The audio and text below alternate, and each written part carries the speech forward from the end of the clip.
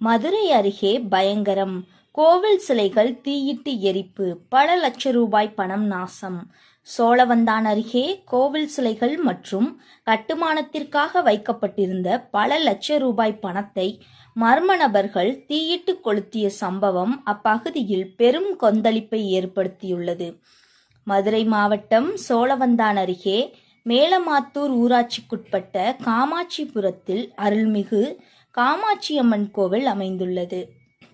இக்கோவிலை சுமார் 60 லட்சம் ரூபாய் மதிப்பீட்டில் புனரமைத்து புதியதாக கட்டுவதற்கான பணிகள் தற்போது தீவிரமாக நடைபெற்று வருகின்றன.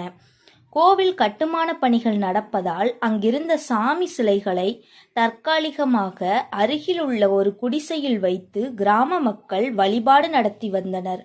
இன்று அதிகாலை ஆள் நடமாட்டம் இல்லாத நேரத்தில் அங்கு வந்த மர்ம நபர்கள் சிலைகள் வைக்கப்பட்டிருந்த குடிசைக்கு தீ வைத்து தப்பி சென்றனர். தீ வைத்தது மளமளவென பரவியதில் குடிசை முழுவதும் எரிந்து சாம்பலானது.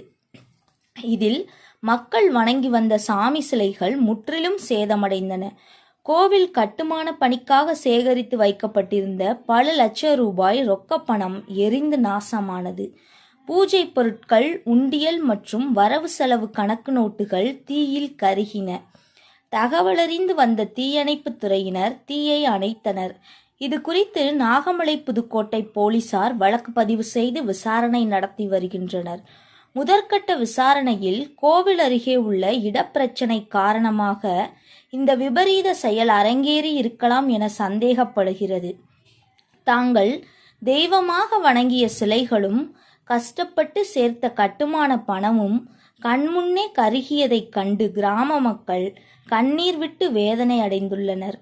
இச்சம்பவம் காமாட்சிபுரம் பகுதியில் பெரும் பரபரப்பையும் பதற்றத்தையும் ஏற்படுத்தியுள்ளதால் அசம்பாவிதங்களை தவிர்க்க போலீசார் குவிக்கப்பட்டுள்ளனர்.